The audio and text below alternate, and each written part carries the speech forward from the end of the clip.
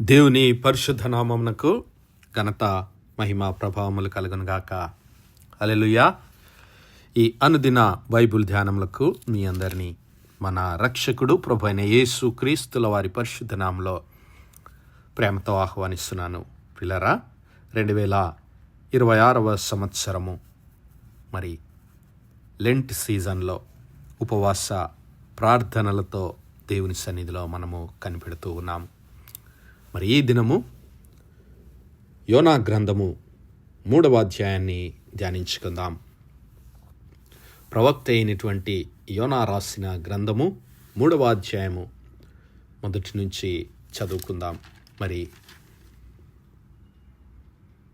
ప్రవక్త అయినటువంటి నినెవెకు దేవుడైన యెహోవా మరి ప్రత్యక్షమై, ఇదిగో నీనేవే పట్టణస్థుల దోషము నా దృష్టికి ఘోరమైనది, కాబట్టి నీవు లేచి నినేవే మహాపట్టణమునకు పోయి దానికి దుర్గతి కలుగునని ప్రకటించమని దేవుడు యోనాకు ఆజ్ఞ ఇస్తే, యోనా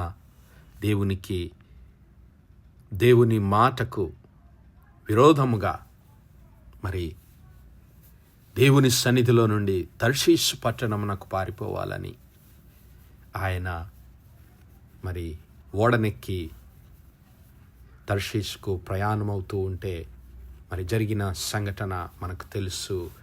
ఆ యొక్క సముద్రంలో గొప్ప తుఫానులు లేవడం, మరి ఆ సముద్రంలో ఉన్నటువంటి వ్యక్తులు, ఆ మనుష్యులు మిగుల భయపడి, ఏంటి ఈ తుఫాను అని అనుకున్నప్పుడు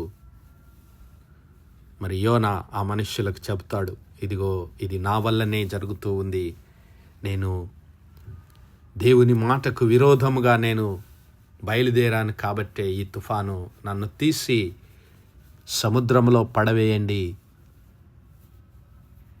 మరి ఆ తుఫాను నిమ్మలిస్తుంది అన్నప్పుడు ఆ యొక్క ఓడలోని వ్యక్తులు యోనాను సముద్రంలో విసిరివేయగా మరి సముద్రము పొంగు ఆగిపోయింది, తుఫాను ఆగిపోయింది. అయితే ఒక గొప్ప మత్స్యము యోనాను మృంగవలెనని యెహోవా నియమించి ఉండగా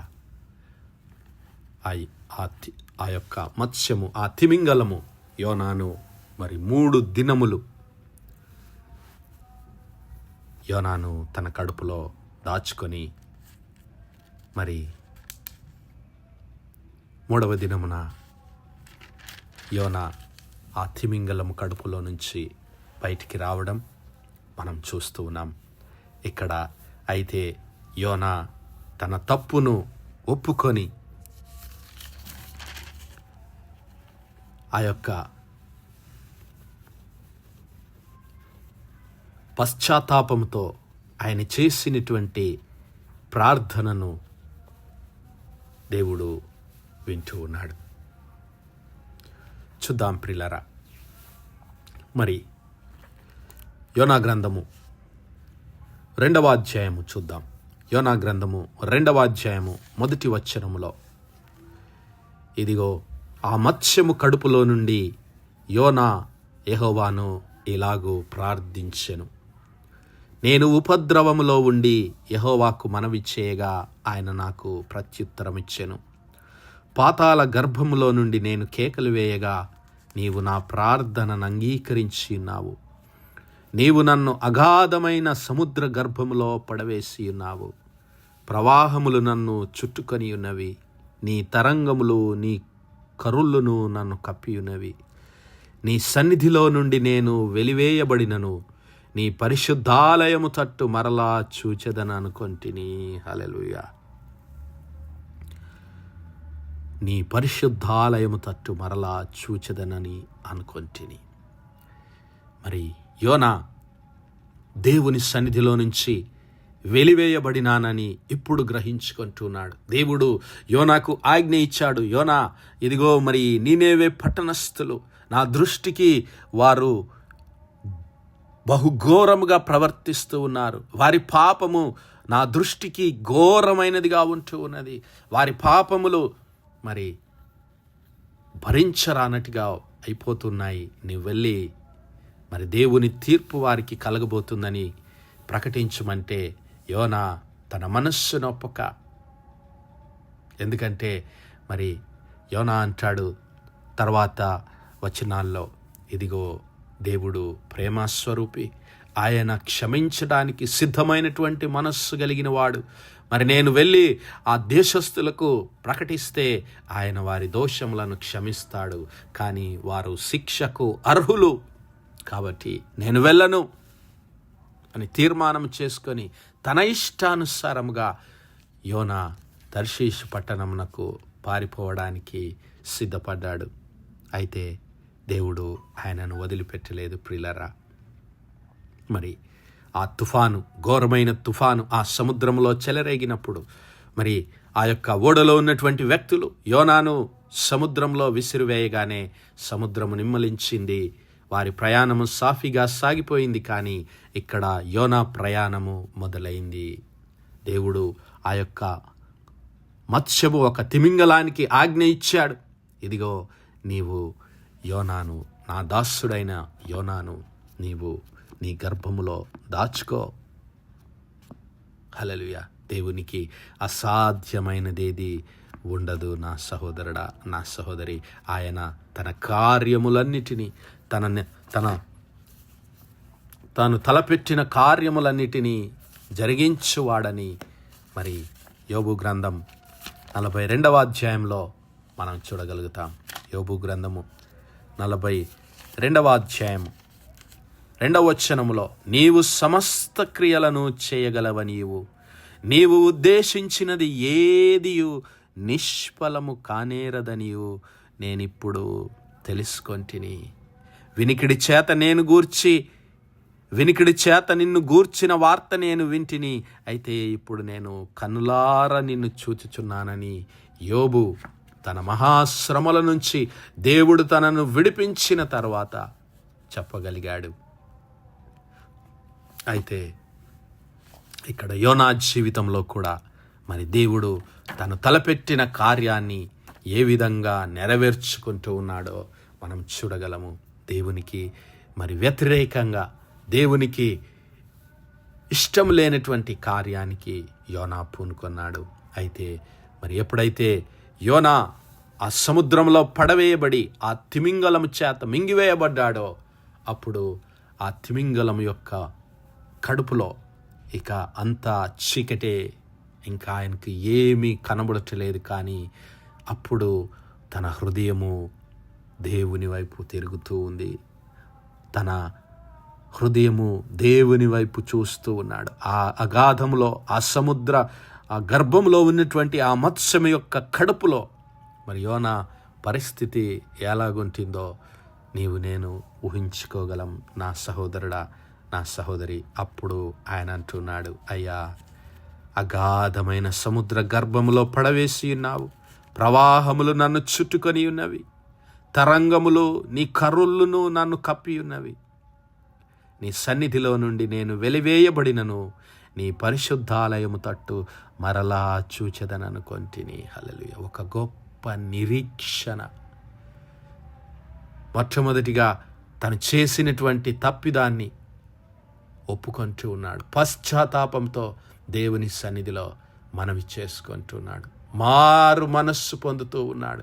దేవుని వైపు చూస్తూ ఉన్నాడు. తాను ప్రయాణిస్తున్న ప్రయాణము తప్పు అని తెలుసుకుంటూ ఉన్నాడు. ఎప్పుడైతే మరి తన స్థితిని ఎరిగాడో, తన స్థితిగతులను గమనించాడో, ఇదిగో దేవుని వైపు ఎప్పుడైతే తిరగడానికి, చూడడానికి తీర్మానం చేసుకున్నాడో,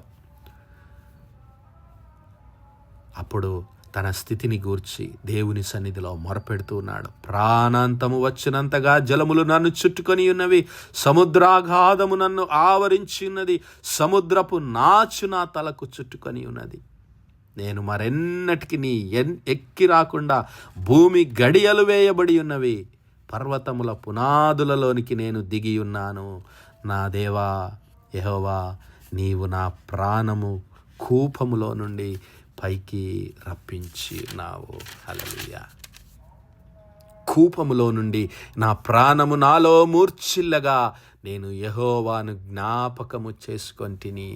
నీ పరిశుద్ధాలయములోనికి నీ యొద్దకు నా మనవి వచ్చాను. అప్పుడు దేవుణ్ణి జ్ఞాపకం చేసుకుంటూ ఉన్నాడు. ఆ అగాధ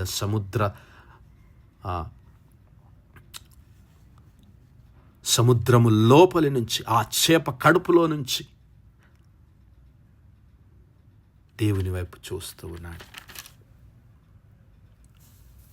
ఆ కూపము లాంటి గొప్ప కూపములో నేను పడిపోయానయ్యా, అగాధ కూపములో నేను నాను దేవా, కాబట్టి నన్ను జ్ఞాపకం చేసుకోమని దేవుని వద్ద వేడుకుంటూ ఉన్నాడు.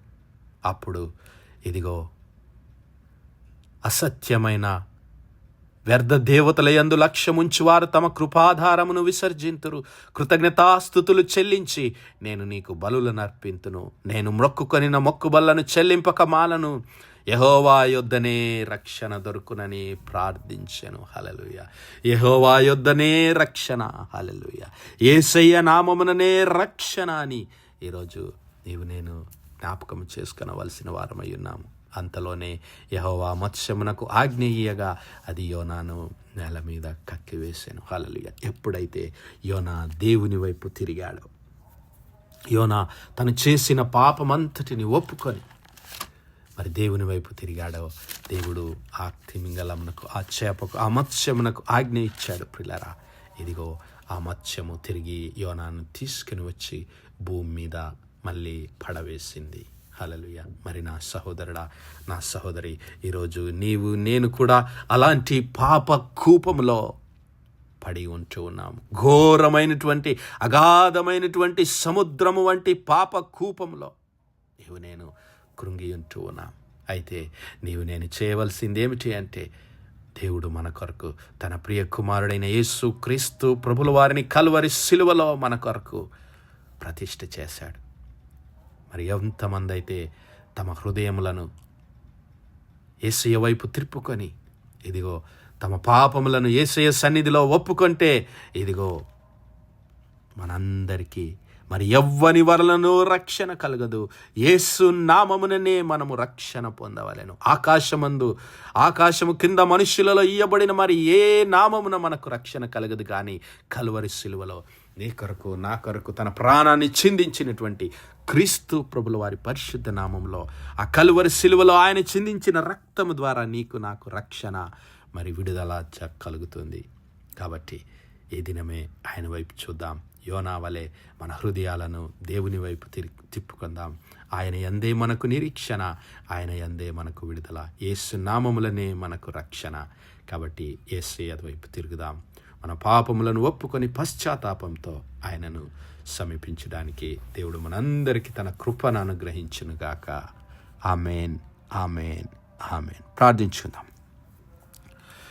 హల్లెలూయా, హల్లెలూయా, హల్లెలూయా, హల్లెలూయా. స్తోత్రము, స్తోత్రము, స్తోత్రము, స్తోత్రము, స్తోత్రములు తండ్రి. అత్యంత కృపాభరితుడువు, అత్యున్నత సింహాసనంపై ఆసీనుడవైన మా ప్రియ పరలోకపు తండ్రి, చిమ్మగలిగిన మా దేవ, సైన్యములకు అధిపతి వగు మా యెహోవా తండ్రి, కృపా కనికరములు గల మా ప్రభువా, సూర్యోదయం మొదలుకుని ఇంత మటుకు మా తండ్రి మీ కృపలో భద్రపరిచి మరొకసారి మీ ప్రియ కుమారుడు మా ప్రభువైన యేసు క్రీస్తుల వారి పరిశుద్ధ నామములో దేవా మీ కృపా సన్నిధానంలో ప్రార్థించడానికి సజీవ లెక్కలో మమ్మల్ని ఉంచిన తండ్రి మీకే స్తుతులు, స్తోత్రాలు. అయ్యా, దినమిల్లా మీ యొక్క పరిశుద్ధాత్మ సహాయము, ఆదరణ, సహవాసాన్ని మాకు అనుగ్రహించిన రాజా, మీకే లెక్కలేని వందనాలు, స్తుతులు, స్తోత్రాలు చెల్లిస్తున్నాం. అవును మా తండ్రి, మా హృదయములను మీ వైపు తిప్పుకొని అయ్యా మీ పరిశుద్ధాలయము వైపు మా హృదయములను ఎత్తుకొని తండ్రి పశ్చాత్తాపంతో మీ సన్నిధిలో ప్రార్థించే కృపా యోగ్యత మాలో ప్రతి ఒక్కరికి దయచేయమని వేడుకుంటున్నాం. అయ్యా, ఉపవాసంతో ప్రార్థనాపూర్వకంగా మమ్మల్ని మేము తగ్గించుకొని మీ సన్నిధానంలో మా పాపములను ఒప్పుకొని అయ్యా మీ రాకడకు మమ్మల్ని సిద్ధపరచుకునే కృప మాలో ప్రతి ఒక్కరికి దయచేయమని అయ్యా ఈ వర్తమానాలు వినిచున్న మా పిరబిడ్ల కుటుంబాలన్నిటినీ అయ్యా మీ పరిశుద్ధ రక్త ప్రోక్షణలో శుద్ధీకరించి అయ్యా మీ పరిశుద్ధ అగ్ని కంచె మా బిడ్డల కుటుంబాల చుట్టూ వేసి మీ కనుదృష్టి మా బిడ్డలపైన ఉంచి ప్రత్యేకంగా మా యవన బిడ్డలను అయ్యా మీ పరిశుద్ధాత్మ అభిషేకం చేత అగ్ని చేత నింపి సిద్ధపరిచి స్థిరపరచమని మహిమ ఘనతా ప్రభావాలు మీ నామానికే చెల్లిస్తూ మా ప్రభును మీ ప్రియ కుమారుడు మా రక్షకుడునైన యేసు క్రీస్తుల వారి పరిశుద్ధ నామమున ప్రార్థించి వేడుకుంటున్నాం మా పరలోకపు తండ్రి. Amen, amen, amen. God bless you all. Praise the Lord. Shalom.